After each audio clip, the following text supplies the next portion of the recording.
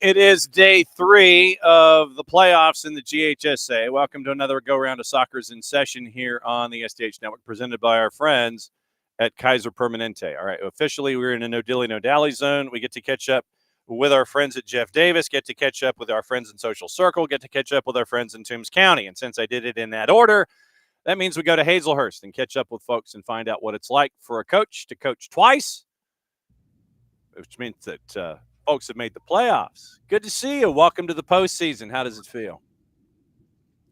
It feels good, especially we got both teams in. So, and hosting, which is always good. You don't have one traveling and one at home. So, I was going to ask about the associated chaos when you're looking at getting everything ready. I know that having folks going in split directions, either somebody's home, somebody's away. You've got two teams that might be a 3 and a 4. And they're heading in different directions, but you got everybody at home. How different is the chaos down there in Hazelhurst with 2 matchups at home? The biggest thing is housing everybody. We've had a little bit. This is the first time we're having 2 at home in program history for us at the same time. And when you got 2 other teams coming in, and our facilities are not prepared per se for holding basically 4 teams in one spot and officials. So the logistics of that with administration to me this week's been a little crazy, and trying to do some stuff to the press box beforehand. We just got power back to the press box this morning. So all that's working now. It was a little haywire on the non-soccer side. Like, nobody thinks about those things. Everybody thinks about the stuff on the grass and practice, but we say it's the other it's 10% soccer, 90% everything else. So that other part is what is the struggle, especially on days like this. So you just got power back because of that line of storms that came through. Yeah, so we're trying to. They just fixed some of the fence work when you came down, like the week before. We fixed the fences, and then we had another string come through, and they had to do some more work up front. And someone accidentally trying to fix a pole, I think, cut a line. So there's trying to get everything back together like it was before September. We're almost there. So it's just mass chaos in the spring. So many sports going on at one time, Brian Lawson, head coach down at Jeff Davis, dropping by here to let everybody know what's going on a very, very busy day with everything that is going on with everything at Jeff Davis and Los Catch Dogs. All right, so let's break it down. Let's start with the school bell lunchtime. Lunchtime. All right, well, I'm not going to keep you through your entire lunch. No, you're good. There's going to be 1 or 2 more going. So that's perfectly fine. I'm just glad that that's what that was, and that somebody wasn't trying to get your attention through the PA system in the front office. Coach Lawson, please report to the front office. One of those things. Yeah. All right, so let's start on the ladies' side. Let's be chivalrous here and go ladies first. What's it been like to see that season evolve the way that it has? And you had folks all area by the time you were done in the regular season. Yeah, so we had 2 all region players on this squad for us, in Kara Buford and Alex Arano, who's had really good seasons. One's a sophomore, and my center back, Buford, is a senior for us who's had a great career. She actually will be playing college ball at South Georgia State College down here in the future. But season started really well for us. We hit a little tough spell in the middle, and our schedule on the ladies' side is pretty tough, which is what we wanted it to be to get prepared for going into the postseason. Our last regular season match was against Irwin County, who has lost 1 game this year. So we went down there, stood toe-to-toe with them for a while, ended up losing it late, but getting prepared for the playoffs. And this girls bracket now, like, there's 4 or 5 teams that are no doubters, and then there's about 20 that are good dadgum programs all over the state. So we got Jasper County coming in today, and their record doesn't do them justice at all. They can play. So we're going to have to play really well today to find some goals, because that's what we've been lacking here the last couple of weeks. When you're trying to do some advanced scouting, how far back do you go when you're trying to sit there and it's like, okay, I know what I'm staring at, and you're comfortable with what you've been staring at right now as team 8 in the 32 team bracket in 81? So I go back pretty far. Like, there it is again.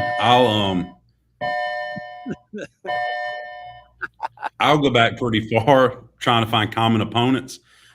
throughout the year, and when it comes to playoff time, we stagger with our coaches. So like I'll watch for a good while on things that I think are important, then I'll shove it off to another assistant, make sure we're seeing the same thing, and then shove it to someone else individually. We don't really watch all together because I feel like when you watch it all together, if I say something because just my title, people are like, oh yeah, I believe that. But if you watch it individually and get it from get an honest opinion, like a couple things with us this week, a couple assistant coaches saw some things that I thought were differently, and turned out they said it because they didn't watch film with me, so it turned out well for us. But we do a good bit of scouting now. So, how long did it take you to get that mindset to where I want you to watch things, but I don't want to watch it with you together? No offense. So that way, everybody has their opinion on the field. So, in football, I took that mindset from it where we watch it individually on the weekends, and then we'll come together and then we'll group collective. So, soccer wise, in the past, the first couple of years, we would sit down and I would watch film. We'd get on here, or we go scout together somewhere, or those. And I was like, you know what? I just feel like we're all saying the same stuff, and we've got to be seeing different things. And so I sat back and one off season and said, hey, we're going to watch things individually like we do with football, because I feel like collectively that's how we're going to get the best out of it. And it's been really well for us, especially like finding little things here and there that some of us are stuck in our ways on, some things like me. And so I'm bound and determined we're going to do this, but getting someone else's perspective without me saying it helps some. So it took a few years to get us in that mindset, but that's how we do the boys side too. On the girls' side right now, 12-4, 5-1 out of region play, number 6 ranked in the scoreboard rankings, number 8 in the power rankings, hosting Jasper County today. Upper left as you fill out your brackets in pen, and the winner of your matchup gets the winner of Coosa and Lamar County, and that one is number 10 Lamar County. That one's in Barnesville with the activity today. When you look at everything that has been going on there, I mean, you guys, and I've done it with SDH, and I've done it with GPB, and can you address the perseverance of the program across the board, both girls and boys, and just everybody there in Hazelhurst with what Helene basically did and knocking everything over and having to rebuild, and the on the field and the off the field? Can you address the perseverance of the program and everybody there at Jeff Davis? Oh yeah, we didn't. So I think we taught them earlier in the year with soccer was really big for everybody, because no matter if you have lights or not, you got a ball, you can play everywhere. So with lights being out, trees being down, all those things, that was one thing that was really big in this community with how our program is, that they were able to come together for it. And I think when that happened right after the hurricane, been able to just continue, it was almost like a seamless transition when we got into season. It's been in their mind the whole time, and it's just something to forget about those things that had taken place. And these two programs we got, I think, show that. And especially around here, we got a bunch, not just us, a bunch of programs around here that aren't usually in the playoffs, that I guess a little bit of toughness shown from them also, like us, after that situation has pushed them through. And in your particular bracket, you could end up with 2 home matches at least if chalk was to happen, and then you're in the same upper left as Bremen. How much advance do you go with your coaching staff? Do you treat it like it's playoff football, where it's like, okay, I need you to start looking at tape on Lamar County and Coosa, or do you just worry about yourself right now when it comes to this time of year?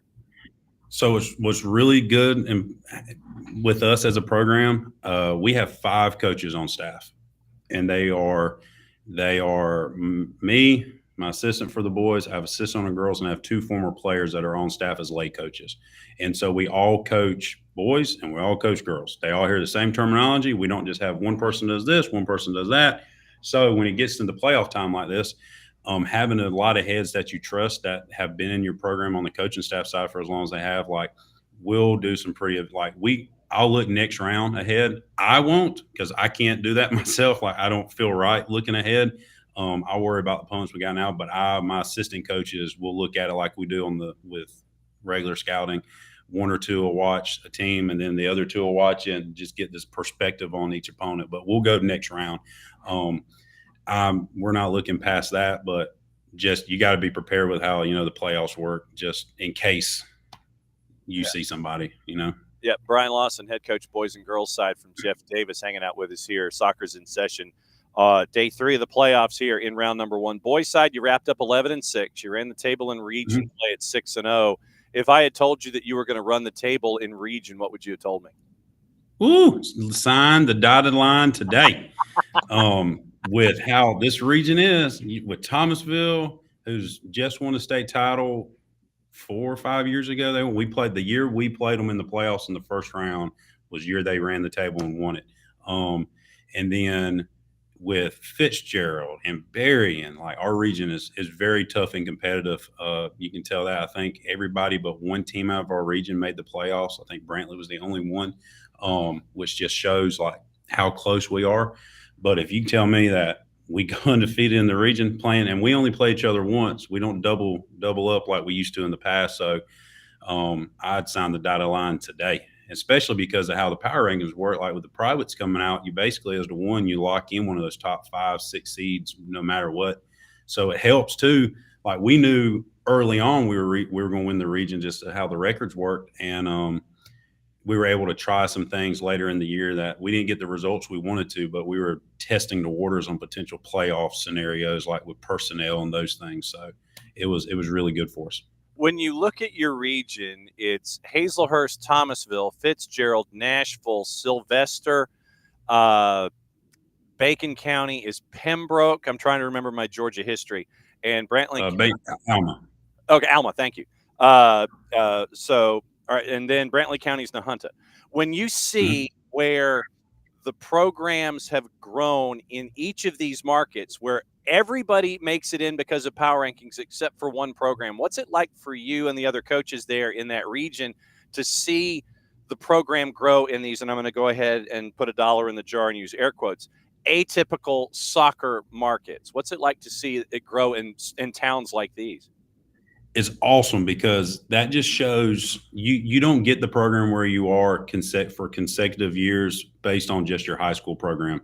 Like the growth of the youth soccer in this area is huge. Like just in Hazelhurst, before 2 years ago, we didn't have one club team or anything in Hazelhurst. They would have to travel to Vidalia or Tormenta, that's in Statesboro, or go down to Tifton. And now there's two club teams in Hazelhurst. There's 3 in Baxley and Alma now. Thomasville, of course, near the state line. They got their stuff going on. You go a little further south with Quitman. They got one rolling now. It's getting the youth involved. So when we talked about this with Rick before, when you're youth involved and playing soccer all the time, and now you go to the middle school and you're doing it at the high school level, it makes it just so much easier on our end, which now the quality of soccer down here is so much better. It's where we are now starting to compete with the soccer programs above Macon is our big thing. Like if you can compete with those that are above the Macon line up north, you've got something good going down here. So right now you are team 3 upper right, and so that means that if Chalk continues to hold on the boys side, you would have a home run all the way to the semifinals. And then it would be a matchup. Like I said, if Chalk happens, it would be you, and number 2 would be Ace Charter below you.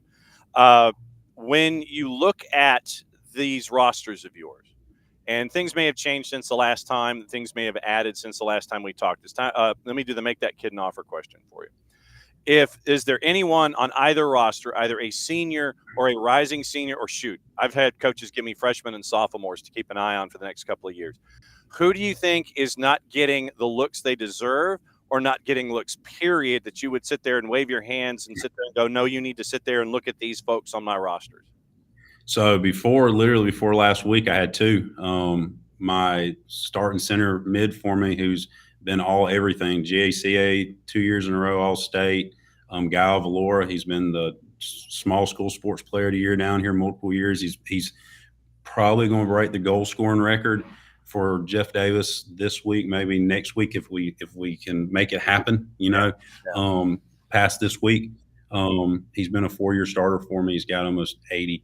He's almost got 80 caps as a high school kid. Like he had 0 offers. He was played Tormenta all this past season, anything. And then JT Clifton, who's my keeper, who was keeper of the year as a freshman in our region, and ended up being keeper of the year this year in our region as well. He he had no offers, no looks either, and he was Tormented kid, been playing, and they both got picked up by GMC this past week, which is awesome for them. But on the girls' side, I have my striker that I got, my forward, Alex Arano, is a sophomore. She is going to be special if she can just get it all. She's hit or miss at times. That's what we've been talking about on the girls' side. We haven't been able to score as many goals here the last couple of weeks because she's been off her game some, but she is going to be a player for us. And then on the boys' side, the one kid that Connor Munzite, they call him Fish. He first team all region, 22 goals this year, played Tormenta ball. He's a junior for me, plays winger now. He is going to be a stud next year as well, and we're trying to get him something, so he deserves it. He's hard worker, great kid. All right, Brian, cut the promo for me. What's going on in the Pinelands today? So doubleheader in the Pinelands. The lights are going to be rocking. We got all the power back this morning. The home field advantage, the 12th man, we talk about it all the time. I tell our kids love it. If the lights are going to be buzzing, the horn's going to be blasting. We're the only show in town today. I made sure we did doubleheader on Thursday because baseball's hosting tomorrow. Okay. Tennis was yesterday. So try and get as many seats we can in the bleachers. First time ever in program history, we're doubleheader hosting with Jasper coming in and crosstown rival in Alma. So we need as many people as we can to light it up and get it as loud as we can. Get the yellow tape out to separate the folks from the benches like when we were down there against Appling County. I love it. Look now that situation, that you want to talk about a rivalry. It's not just on the grass. It is also in the bleachers. Yes, and you made sure that yellow tape was ticking out that center section right underneath the press box. And I'm looking forward to it, friend. Great to see you. Thanks for catching up with us. Doubleheader in the Pinelands. Be safe, and may the Catch Dogs be safe as well. Stay dry, and we'll catch up with you soon, my friend. Thank you, man. Go Jackets. Appreciate y'all. All right, that's Brian Lawson, the head coach at Jeff Davis on the boys and the girls side. And so we're going to do the hot tag like we do in wrestling. You sit there and you're in the wrestling ring for a little bit, and then you sit there and you've got that opening, and you make the dive into the corner, and you bring in your tag team partner. So I'm making the dive, and I'm bringing in my tag team partner. And for this one, we go to Social Circle and catch up with what's going on with Coach Richardson and Social Circle. So we bring her in, and Heather, it's great to see you. What's going on? Oh, not too much. How are you? You tell me. You're the busy one today. I know it has been a busy day. Looking forward to our game tonight at 5:30. Yep, and we stay in Class A Division I. Haralson County comes to town, and as Team 4, ranked number 5 in the scoreboard rankings, I know that you have set expectations and goals every single season when it comes to Social Circle. When it came to that preseason list, and now where you are as you're heading into what I call Season 3, the postseason, how many of the items on that preseason list were checked off? And obviously, I know that probably one is state championship, but, it could be other little things on the list as well, just accomplishments and formations and understandings, things like that. How much of that preseason list has had things checked off as we head into Season 3? I think we are. I think we're right on target for where we need to be right now. We're learning to work in different formations, and I think that's something that I haven't done in the past. We're a lot more flexible than we have been. And we won the region championship, which is a big deal in these rankings, a big deal with the power rankings and making sure you get in the best possible position you can be in. So I was proud of that. And just have a home game for the first round. I think that's a big deal. So we've checked off a lot of the things that we needed to accomplish. So now it's just one game at a time. 13-5, 9-1 in region play. How tough was region this year for you? Region overall for the girls wasn't too extremely hard. We had a number of 10-0 games, but the teams at the top with us, it was a battle for sure between us and Lamar. We had a couple of good games. No. So when I asked Brian Lawson this at Hazelhurst, when you have Social Circle and Lamar County, they're right there. Number 1, you're both 9-1, and you end up, and I've got a number that I've got to talk to you about just in a sec. But when you see Lamar County, when you see Jasper County come in at 6-4, even though 6-4 in region play, and when you see the sport continue to grow there on the girls' side, what's it like to go into a market like a Barnesville and like a Monticello, and see how it continues to grow there with these markets across the board? I mean, it just makes it single A soccer even better, which is what we need. And I think it's great to see how these teams are getting better every year. And I love the competition, and it's good for the girls. And I think it's a positive thing for sure. 2 goals allowed in region, 24 overall, 18 matches, 24 goals. So you're having me do math. So let's see, so it's 18, 6, 1 1/3. When you look at your defense, I know that you were trying some things and trying to get squared away for season 3. You were able to accomplish this season. What do you think? I'm super proud of them. All the way, our goalie, our back four, defensive center mid, and I'm moving players around a lot and getting some opportunities in other spots and getting some girls off the bench and getting some playing time back there in the back. And they're all solid. And I have a couple of juniors and 2 seniors back there in the back, so that really helps us out. What's it like when you're trying to introduce these new ideas and it's like, okay, I know that we're used to doing this formationally. I want you to try and do these kinds of things. What's it like for you to do this in season, and how much of a challenge is it for the players to try to understand, okay, I want to have more than just the one thing in my hip pocket because we might need it at some point during the stretch run? I think with the group of girls I have, it's actually a lot of fun. I mean, because they'll do literally whatever I tell them to do. They're like, okay, coach, you just tell me what to do, and we'll give it a shot, and that's what we do. And then if it's not too great, I'll have one of my older players. They might come to the side and say, coach, that I don't think that's working very well. That doesn't feel very good. And they don't say it disrespectfully. They're just like, maybe we should try something different. And that's what I like. Us being able to talk and figure things out together, and they'll say, maybe we can do this. And I'm like, I don't know if I like that, but we all, it's a good thing. It's been a fun thing actually this season to try, 2 or 3 different formations to see what works for us. And what I'm noticing, we're going to have to use different formations depending on who we're playing. And I know that I'm not going to ask you for any kind of intel. It's like, no, I want to keep my state secret. No, it's so secret. I know, especially when you look at how things are with opposition. How far back do you go against a team like Haralson County? I guess, how hard is it to find tape? How far back do you go? Do you sit there and look for tendencies and go, okay, I see this, and this? Or is it like legit film study where you're going back as far as you possibly can? I was able to go back, to early March, and then something fairly recently. And that really, I work through it and see what they look like on their film, and then kind of look at the games that we've played and see where we're struggling a bit, just so I can put it all together. All right. So when you've seen Haralson County, what sticks out to you? What do you think the biggest challenge for you in this matchup is going to be? I think they're not. We have some pretty good speed up front, and they're not going to let us use that to our advantage. I don't think. I think their back four sit pretty far back, so I don't know that we're going to be able to counterattack on them very easily. But I am hoping we'll be able to do some possession to help get in behind them that way. When you have a team that scores 107 goals in 18 matches, and so once again, I'm having to do math here. So is 7 is a 6 is 6, right at about 6. So 6 goals a match on average. Does anything surprise you pleasantly about the group, whether it's how they respond to things defensively, how they respond to different messaging, and how you want things to go? Do you get to enjoy what's going on when it comes to how your squad is trying to win another state championship, or is it all pretty much just I'm locked in and I'm going to focus on it and I'll enjoy it later? No, I do. I think I do try to enjoy it. I do tell them, right when playoffs start, this is absolutely lock-in time. This is when the season is no longer fun. This is we're here to play soccer. We're not here to be a part of the team.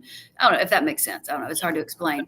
But it's lock-in time for them. But because of the group I have, the seniors this year, I've had them for 4 straight years. They've won 4 region championships. And they won a state championship when they were in 9th grade. I really, really try my best to enjoy what I'm watching with them and watch how they're pulling the team together and seeing what they can do this year. When they were freshmen, yes. What do you remember those first couple of practices with that group? And did you Did they evolve into being a special group, or were they special out of the jump? I will say when they came in at tryouts, I can remember I did not realize how special they were going to be. Not to take anything away from them, because they were special to begin with. I just didn't realize how special, because we had beat the season before. Commerce had beat us 10-0, and then the next season when they came in as freshmen, I think the first time we played Commerce, we lost to them 5-4. And I'm like, what in the world? What happened in one season? And I'm like, oh, it's my little freshmen I have. They are killing it. So that's, they have evolved 100%, but they've done an absolutely fabulous job. Have you had a chance to think about their legacy when obviously now regular season's done and you want to make that run to the postseason, but have you thought about their legacy and their stamp on the program?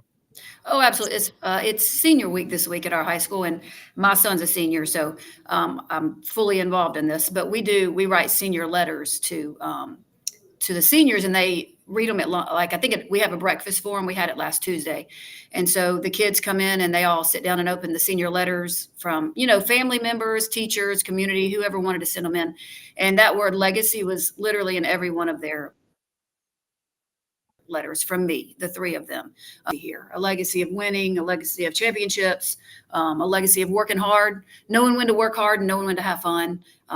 They've just done a great job. All right, so cut the promo for me. So anyone within earshot of you there at Social Circle can come by and see what's going to happen as Team 4 takes on Team 29, Team 5 in the scoreboard rankings in Class A Division 1. Go for it.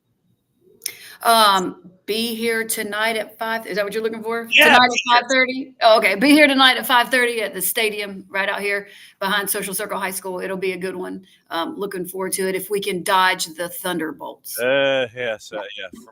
From your lips to on high, you're right there with you, because I know the matches that didn't dodge them yesterday, they got pushed back to today. As always, it's great to see you and great to see how things are out there at Social Circle. First, and before we get out of here, thanks for being great hosts when we came out there to do the Putnam County doubleheader earlier this season. It was great to see how things have continued to grow out there. You guys rolled out the carpet, and it was fantastic. Thanks for being great host to us, and thanks for being receptive to every time I knock on your door, and it's like, Coach, can you come on the show? Can you come on the show? No, absolutely. Great sports, and as always, just dodge the rain, be safe, and have a great matchup today against Haralson County. Thanks again for being with us on In Session. Thank you. We appreciate what you're doing. There we go. That's Coach Richardson out there at Social Circle. Once again, Team 4, Team 29, low left in your brackets as you fill them out in Class A Division 1. Like I said, since no one in Class A Division 1 has played, right there, it's a blank bracket, but you can fill them out in pen. So right there, low left, it is a Social Circle at Team 4, ranked number 5 in the scoreboard rankings, going up against Haralson County, Team 29. And once again, as we look at things, since they are team number 4, they continue winning. They continue having matches at home because of Team 5 and all of the power ranking stuff. So as number 4 in the power rankings, it could end up low left in the bracket. If things were to go, you could have Worth County, who is number 8, Team 12. They are also low left. Dade County would have to try. Wow. Okay, so Dade County at Team 5, they would have to come from Trenton. They would have to work their way through. And so that's what you're staring at, involving low left in your bracket. Caught up with Coach Brian Lawson. They are upper left in the bracket at number 6 at team number 8. Everything upper left goes through Bremen. Bremen ranked number 1 in Class A Division 1. Lamar County ranked at number 10. We'll go over the rest of the matchups here coming up as we look at our brackets today when it comes to everything here in the state of Georgia. It is day 3, and it is round 1 of the playoffs here in the GHSA. All right, coming up in about 15 minutes, it's going to be Jeremy Moore. He's the head coach on both sides at Toombs County. We'll get his thoughts on everything that he has seen so far this season. Wow, that's there, and that's random because that is not okay. So, sorry. Full disclosure. Yesterday, Lincoln County, Atlanta Classical Academy. I thought that I had separated my rosters. I did not. So Lincoln County. My notes from yesterday with Lincoln County and ACA right there. Final score 5-3. And it was Yair Gutierrez with a brace, scoring to make it 2-1, and scoring the last goal in the 78th minute to make it 5-3. Great season for our friends at Lincoln County. They ended up losing both matches against Elite Scholars and ACA, but a great season once again as they continue to set records out there with our favorite tag team duo, Homskus and Hazlett, right out there, Lincoln County and Lincoln County and ACA yesterday. The boys lose 5-3, the girls lose 3-0, and that's where we are with Lincoln County and their season. All right, so let's go over what happened yesterday and get you ready for today across the board. Remember, the Johns Creek match yesterday, because of the weather that Coach Richardson is trying to dodge, got pushed back to today. So it's also a Hawaiian theme if you're up there at Johns Creek. Class A Division I girls, that is today. Towers goes to Bremen, who's ranked number 1. Bleckley County travels to Elberton to take on Elbert County. Lamar County hosts Coosa, and Lamar County ranked number 10. We mentioned Jasper County with Coach Lawson, and they go to Hazelhurst to take on Jeff Davis, and they're ranked number 6. Once again, we mentioned low left. It is Jeffco at Dade County, Fannin County in Sylvester to take on Worth, who's ranked number 8. Dodge County and Eastman hosting Oglethorpe County, Harrelson County traveling to Social Circle to take on Social Circle. Thomasville ranked number 4 in the rankings, number 3 in the power. They host Barrow, the Barrow Arts Academy. They are team 30. Temple travels to Toombs. We'll catch up once again, like I said, with Jeremy Moore. We'll catch up with him coming up in about 15 minutes. He is team 14 on the girls' side. Swainsboro ranked number 9, team 11. They're hosting Vidalia. That's going to be a fun matchup. Commerce goes to Model ranked number 2 in the rankings in Class A D1 girls. East Lawrence at number 7 is number 7. They host Central Macon. Armurchie is hosting Washington County. Fitzgerald is hosting Woodville Tompkins. Rabun County travels to Ace Charter, who is team 2 and ranked number 3. It is Class A Division I boys. We talk about them tomorrow. Also, we talk about Class A2 Division boys. That is our AA boys. That is tomorrow. AAA boys is tomorrow. Private boys is tomorrow as well. And so that's your rundown of Class A Division I girls. Let's see what else is going on. So yesterday, this is going to kind of be a mishmash of everything. So the 22nd, that already happened. And so today being the 24th. So Lincoln County and Elite Scholars with their matchup yesterday. Elite Scholars at number 8 in Class A D2 girls. They are going to host Hawkinsville in the next round. And so with that one that was open, Claxton and Atkinson County will wrap up everything in Class A D2 girls. That one will be today in Pearson. So you had those matchups squared away there in those brackets. And so once again, private girls kicks off today. Hebron Christian gets the first round bye, it looks like, and they're going to wait and take on the winner of Mount Vernon at Trinity Christian. Holy Innocents at number 5 in the rankings from our friends at Scoreboard is team 9. They're hosting North Cobb Christian. Mount Bethel travels to St. Vincent's, who's ranked number 9. That's upper left, private girls. Lovett at number 3 is hosting Kings Ridge. Fellowship Christian at number 6 is hosting Galloway. Paideia is hosting Mount Pisgah. Landmark travels to Wesleyan. They are team 4, and they are ranked number 1 in the Scoreboard rankings. GAC ranked as number 2. They are team 3. They host St. Francis. Aquinas goes to Darlington. Providence Christian hosts Atlanta International. Weber School at 27 goes to Calvary Day on the Coast. They are ranked number 10 and team number 6. Low right Athens Academy is hosting Savannah Christian. Prince Avenue travels to Whitfield, who is team 10, ranked number 8. The Walker School is hosting Mount Perrin. Christian Heritage travels from Dalton to Savannah to take on Savannah Country Day, who is team 2 and ranked number 4. AAA girls, it is Jefferson hosting East Hall. Jefferson ranked number 1. We'll try and catch up with Molly McCarty coming up in the next couple of shows. Lumpkin County at number 9 travels to Southeast Bullock. So you're going from Lumpkin County, you're going from Dahlonega to Southeast Bullock in Brooklet. That's they're probably already on the road. ARC ranked number 6 is team 9. They get Calhoun. Dawson County is hosting LaGrange in number 8 versus number 25. Low left, Bainbridge hosting Stone Mountain. Gilmer travels to Peach County. Cherokee Bluff at number 3 and team 13 hosting West Lawrence. Cairo travels to Northwest Whitfield, team 4, and they're ranked number 8. Whitewater, upper right, number 2 is ranked number 2 is team 3. They host Westover. Heritage Catoosa to Mount Zion Jonesboro. Adairsville ranked number 7, team 11 hosting Pickens. Islands travels to Luella. Sandy Creek at number 4 ranked number 4 at team 7. They host Baldwin. Upson Lee goes to Long County to take on the Blue Tide in Ludowici.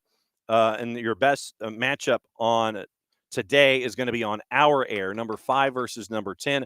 Oconee County at Team 15 is hosting Johnson Gainesville, number 5 and number 10 of the rankings. That one's on our air at 6 o'clock tonight. A little before 6, I'll be on with the call, and we will be there up in Watkinsville. North Clayton goes to Harlem in AAA girls. Team 31 travels to team number 2. AA girls, it is Pike County hosting Appling County. Pike County ranked number 1. Hateville Charter goes to Stevens County, who's ranked number 7. Sonoraville is ranked 8. They host Jackson. Sumter goes to East Jackson. They're ranked number 9. Team 8, that is upper left. Cahulla Creek, Team 5, ranked 5, hosts Franklin County. Carnesville to Cahulla Creek in Dalton. That's another haul. They're probably already on the road. Hart County goes to Shaw. Salem hosts Tech Career. Tattnall County travels to Drew Charter. Drew Charter, Team 4, ranked 10. Savannah Arts, ranked number 6, hosting Hardaway. Thurl goes to Kip. Pierce County hosting Westside Macon. Butler travels to Thompson. Morgan County at number 4. They are Team 7 hosting Miller Grove. Murray County at Team 23 hosting Johnson Augusta. Callaway, and we'll catch up with Mike Pettit tomorrow on the boys and the girls side. They're ranked number 3. They are Team 15 hosting Union County. South Atlanta at Team 31 travels to Columbus. Team 2, ranked number 2. So that's girls there as well.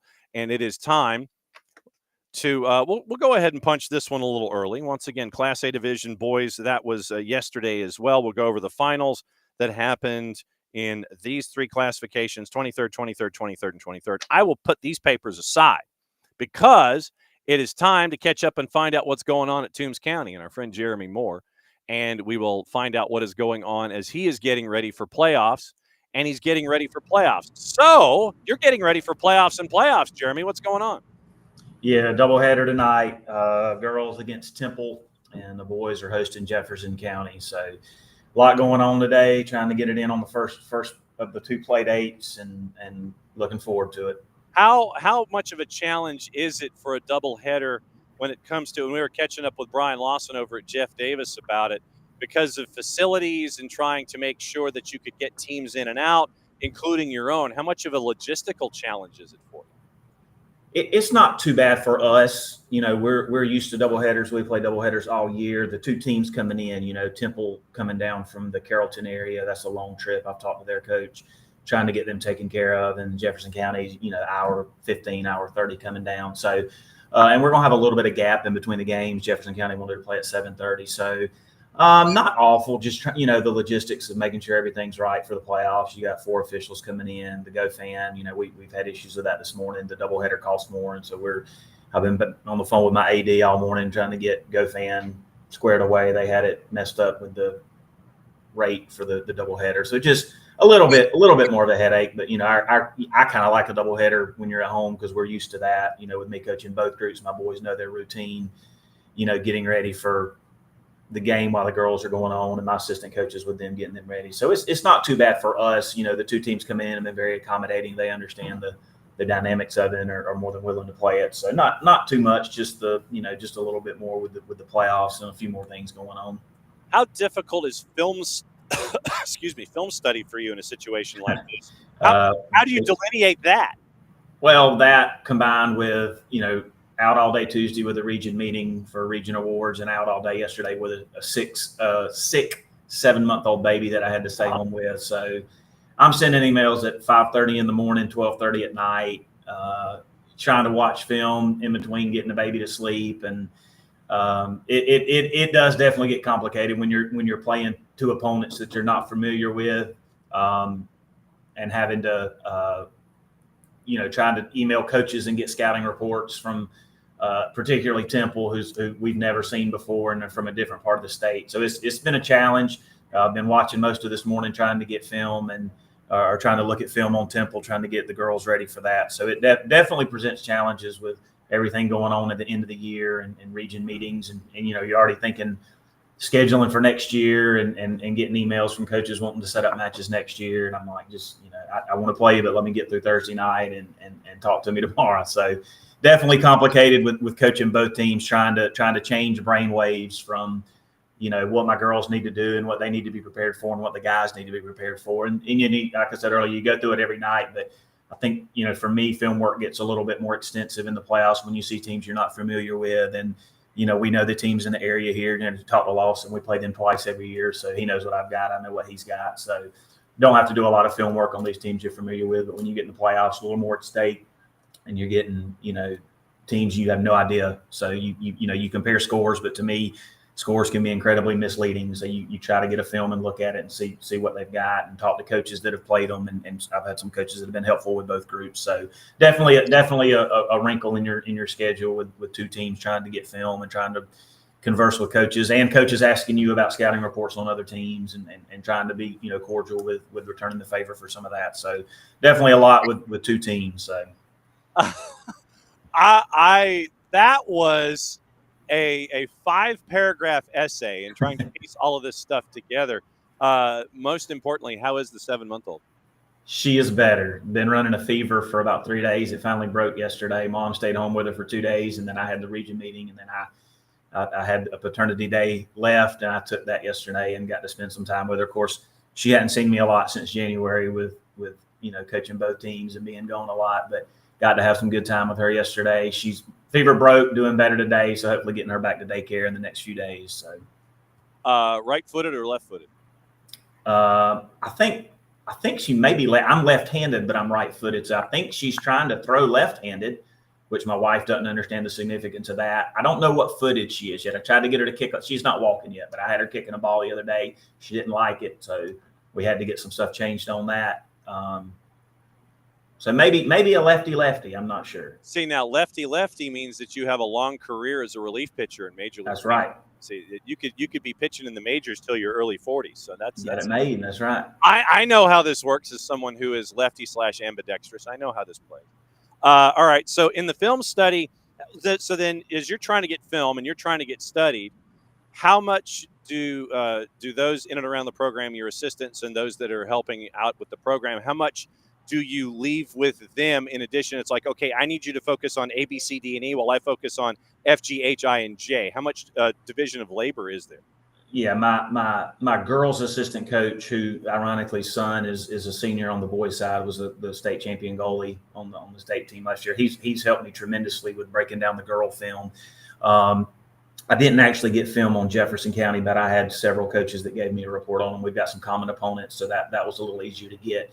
But he's been very helpful. He actually looked at one of the films I got on Temple before I got a chance to look at it, and he's talking to me at practice yesterday and telling me what he saw in this girl. So been very helpful with that. Both assistants, getting looks at what we need to see, and gonna meet with my girls a little bit the day before because, like I said, out 2 days and trying to watch a film with a sick baby on your arm. And so I sat down last night, watched a little bit, and watched a little bit today. So we'll implement a little bit before the game, but very helpful with my girls' assistant. We got 2 films, and he's looked at both of them, and we're texting today, and he's pointing out this one and what they do here and different things like that. So he's definitely jumped in and helped me with that. So. 3-3 in the region on the girls' side, wrapping up 10-8 overall. For someone who has not seen Class A D1 and your region in particular, how tough is Class A D1 and how tough is it developing these days? Well, we come out of a region with, we're this public-private split, and we're in the region with Savannah Christian, Savannah Country Day, and St. Vincent's, and you follow soccer as much as anybody in Georgia. Country Day and their girls are phenomenal. St. Vincent's is for their standard is down a little bit this year, but is usually a perennial, state champion contender.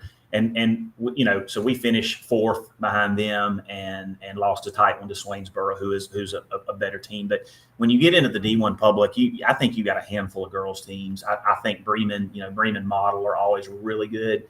Bremen, I think, edged them out in region. So you kind of look at Bremen, to me, is the team that is probably favored. Right behind them, Model. Thomasville is looking really, really strong. Ace Charter girls are really good. So I think when you get in the D1, you're looking at those 4 or 5 I don't know if anybody can beat Bremen or Model, but I think Thomasville could give them a pretty dang good run.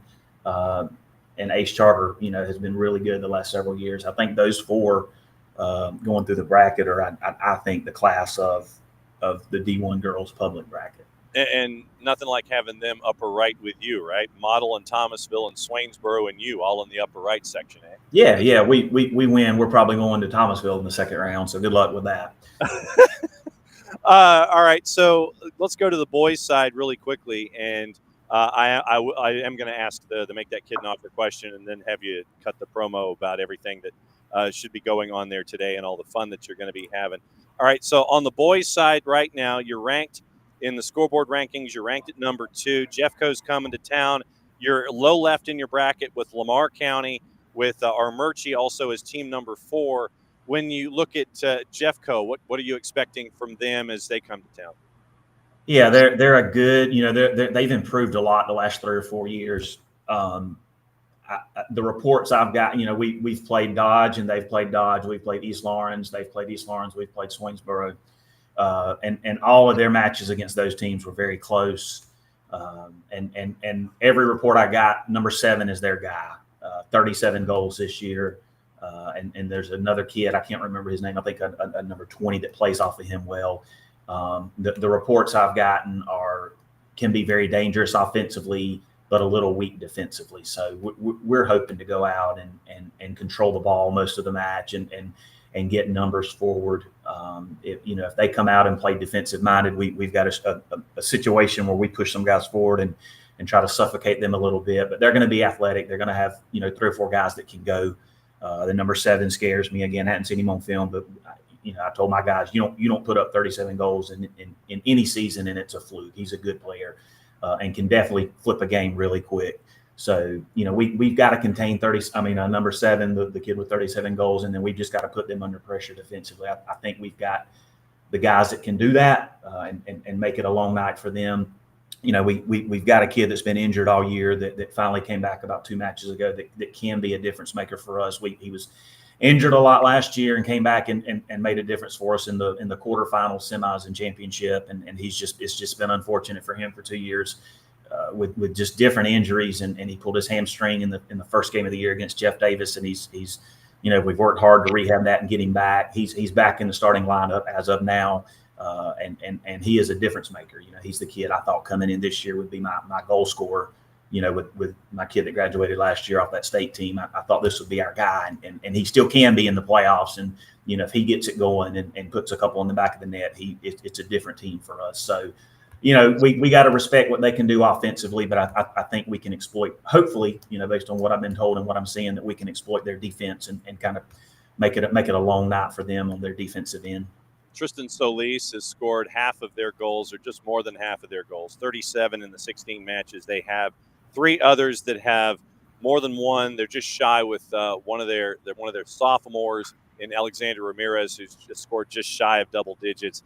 Then you have 2 freshmen there at Jeffco for Kenny Olan Sanchez and Rodolfo Rodriguez, 13 and 14. So it's 7, 11, 13, and 14 that are the ones that have been really scoring for Jeffco. And Christian Espinosa wearing number 20, or Chalino Espinosa wearing 20.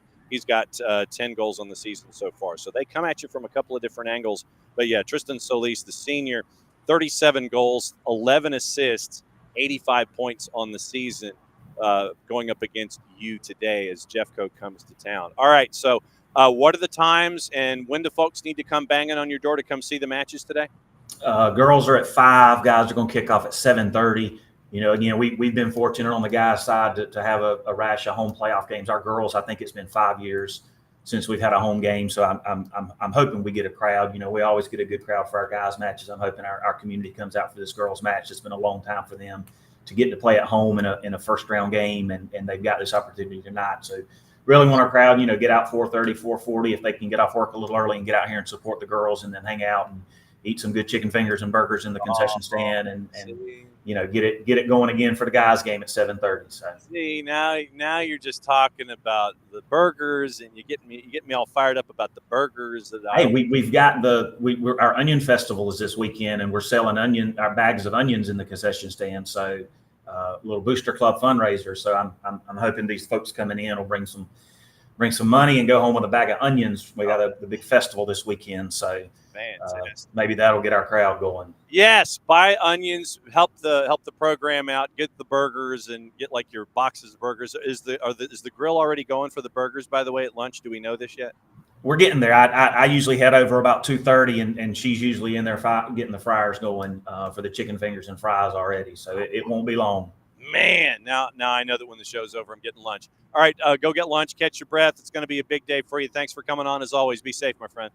Thanks, John. I appreciate it. All right, that's Jeremy Moore, head coach boys and girls out at Toombs. And so once again, Toombs 5 and 7:30. It is the girls upper right hosting Temple, 19 versus 14. And then on the boys side, 7:30. It is Jeffco coming from Louisville to take on Toombs County. It's 21 and 12. Toombs ranked number 2 on the boys side, and it is upper right for the girls, and it is lower left for the boys when it comes to Class A Division I. Girls and boys. Doubleheader tonight at Toombs. Very, very cool. All right, so what happened yesterday, you ask? So let's find out what happened. And once again, the Johns Creek match against Sequoia, that one got pushed back to today because of weather issues yesterday. So if you're going to be at Johns Creek, it's Hawaiian night, so dress appropriately. All right, so Class A D2. Bryan County and number 2 Atkinson County, they are now waiting, and Bryan County is going to travel. Bryan County was Pembroke. Bacon County is Alma. Atkinson County is waiting for them in Class A Division 2 coming up a week from yesterday, 6 days' time. Montgomery County beat Macon County in Class A D2 boys yesterday 4-0. Montgomery County travels from Mount Vernon to take on ACA on the 30th. My guess is that'll be at Silverbacks Park also. Low left, Chatco over Wheeler County by the final of 5-1. They will host, I believe, Towns because Chatco is team 1 out of area 4. Towns County is ranked area 5, team number 2. And so it is Chatco and Towns in low left in Class A Division 2. Irwin County travels to Metter, who is ranked number 6. Upper right, Mount Zion Carroll travels to LOA to take on Lake Oconee Academy on the 30th. And Dooley County, who is ranked number 5. Once again, great win for Coach Nato and everybody down there in Vienna. They beat Crawford County 4-1 on the boys' side. They will get the winner of Eccles County at Claxton. That one is today. GMC, we had Bobby Jaworski on the show yesterday, ranked number 1, had a 10 on Manchester, and they are now as Area 2 Team 1. They get Brooks. Brooks is ranked number 9. They shut out Portal 6-0. Brooks and GMC. Washington Wilkes travels to number 7 Tryon next time, so that takes care of Class A Division 2 boys.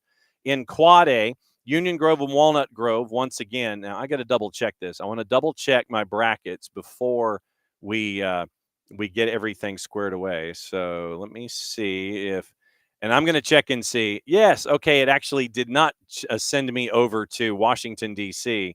for a random the random check of the times. So Union Grove and Walnut Grove, I'm checking to see a start time, 6 o'clock in Quad A boys. Winner of that one hosts Druid Hills. Druid Hills went to Perry yesterday and beat the Perry Panthers 2-0 in the battle of number 9 versus number 10. BT beat Cass 4-0. They travel to Midtown. Midtown beat Harris County 2-1. So next week, it is BT and Midtown on the boys' side. Druid Hills gets the winner of Union Grove and Walnut Grove. Will go over start times after we go through brackets. Now, North Oconee shut out Stockbridge 1-0. They travel to number 2 Marist. Next, Marist put 9 on Ware County. Centennial shut out Alatoona 1-0 in a 3-2 matchup. They will travel to Stars Mill. It needed penalties for Stars Mill to beat Forest Park 4-2 in penalties, 1-1 after 100 minutes. Maynard Jackson is taking on Northside Columbus. Double checking a start time here to see if we have one today or if it is going to be earlier. And once again, remember, because of weather, anything is humanly possible. We just have to keep an eye on that. So Jackson and Northside is a 7:15 start tonight. That one is 8-7 Maynard Jackson, 9-6 Northside. Winner of that one goes to Westminster, who beat Southeast Whitfield by the score of 2-0. They're ranked number 5 in the scoreboard rankings. Clarkston, as team number 2 in Region 5, beat Wayne County 2-0. They will host East Forsyth. Big upset as Eagles Landing loses to East Forsyth 7-1. So Eagles Landing loses. Clarkston hosting East Forsyth on the 30th. Pace put 9 on Griffin, ranked number 6. They will travel to Dalton. Dalton was in a shootout with Kell last night. It was a 4-3 final. So number 6 at number 1, Pace at Dalton on the 30th next week. St. Pius, 3-2 winners over Benedictine on the coast at number 3. They will travel to Eastside next week to take on East Side. So it is Pace at Dalton, Pius at East Side, and that is Quad A boys. 5A, Clark Central shut out Houston County by the score of 1-0. Clark Central at number 6 advances. They take on Kennesaw Mountain, who had no problem with Greenbrier 7-2. Sprayberry beat Chattahoochee 4-2, ranked number 3. So it is number 3 at number 5 next week as Woodward Academy beat Morrow by the score of 4-0. Jackson County beat Lee County in Leesburg 2-1. They now get to travel to Rome on the 30th as Rome, ranked number 9, beat Evans by the score of 4-1. Sequoia Johns Creek, we mentioned that one. That one's a 6 o'clock start tonight as Sequoia travels to number 4 Johns Creek. Winner of that one goes to McIntosh. McIntosh beat Lakeside DeKalb 3-0. McIntosh ranked number 2. That's low left in 5A. Chambly and Dutchtown. Chambly and Dutchtown, I believe, got weathered yesterday, and I'm double-checking start times here just to make sure. I think they did. Don't quote me on that yet. Okay, so it might be pushed back a day. So we'll keep an eye on Chambly and Dutchtown when it comes to that matchup. The winner of that one goes to River Ridge. River Ridge survived Roswell 1-0 at River Ridge. They are ranked number 1 in 5A boys. Glen Academy went to Alexander, ranked number 8, won that one 3-1. They traveled to Kathleen to take on Veterans. Veterans 4-0 winners over Loganville. Decatur shut out Northgate 2-0. They traveled to number 7 Milton. Milton shut out Riverwood. Lakeside Evans shut out South Paulding. They travel to Habersham Central. We've got to get the Habersham Central coaches on probably early next week. Habersham Central beat Coffee by the final of 5-1. Girls are ranked in the top 10. Boys get a first-round win. And so now Lakeside Evans travels to Mount Airy to take on Hab Central on the 30th as it is scheduled right now in the calendar. So once again, 6A, Douglas County and Decula. And I'm going to hit refresh on my brackets just to make sure here. So Douglas County and Decula, I believe that one is today. So winner of that one goes to Richmond Hill. Richmond Hill beat North Paulding by the score of 3-2. We got to catch up with our friends from Richmond Hill. Meadow Creek upset North Atlanta in a 3-2. So the number 3 seed in the scoreboard rankings in 6A is gone. Meadow Creek will now travel to Grayson. Grayson just beat Hillgrove 1-0. So Grayson top ranked. Now their bracket kind of opened up a little bit. Meadow Creek, the number 3 team out of Region 7, goes to Grayson next week. Grayson once again beat Hillgrove by the score of 1-0. Mill Creek shut out East Coweta in Sharpsburg 3-0. They now travel to Etowah, who shut out Colquitt County by the score of 1-0. Alpharetta and Norcross. That one is at number 2. Norcross, winner of that one, takes on Pebblebrook, and they will travel. Pebblebrook beat South Gwinnett. Pebblebrook ranked number 8. Pebblebrook won that one by the score of 4-3. Upper right, Campbell beat Heritage of Conyers 3-2, and they will play the winner of North Gwinnett and number 4 Lambert. Lambert right now the top seed, and that they are the top. Take 2. They are the region champ in Region 6, ranked number 4, and they're going to winner of that one takes on Campbell. Marietta, they had the extra day to find out what's going on. Discovery, the 4 seed, knocks off number 5 Carrollton. That one final there was 3-1. So Marietta hosts Discovery in round number 2. I imagine that one's at Northcutt. Harrison and Archer, and we're waiting on that one. South Forsyth and Duluth waiting on that one. Walton was the survivor yesterday, low right. They actually had their match played. Walton went down to Kingsland, beat Camden County by the score of 1-0, and they will take on Chapel Hill. Collins Hill winner. Collins Hill is ranked number 6. Once again, remember, today, a little before 6 o'clock, it is going to be a Coney County and Johnson Gainesville on our air, and I will be there for that call. So we will have that one for you as we go. And then we'll reset, and once again, we'll have our matchup squared away for you next week. Soccer's in Session comes back tomorrow. We're going to hear from Coach Pettit at Callaway about another two-program coach about what it's like for the Cavaliers. We're also going to catch up with Coach Romano at Oconee County on the boys' side. Coach Hamby and the girls play today. The boys play tomorrow. So we have an interview with Coach Romano that we'll have as a part of the show there as well. And that will be Soccer's in Session Day 4, Round 1. And it will all get squared away until we find out what other chaos is there. So my charge to you on a meteorologically challenged day, if there is a match that you can get to, go support the programs, go support the sport in and of itself, and go to a place that you've never been before with all the matchups that we've talked about. So Go find a matchup. Go watch a matchup. Go find a doubleheader. Go find a doubleheader like there's going to be at Toombs, like there's going to be at Jeff Davis and Hazelhurst today. So that'll be fun. And so once again, just make sure that you show your love for the game. Follow your favorite team. Follow your local team. Go find a doubleheader. Go find somebody you've never seen before.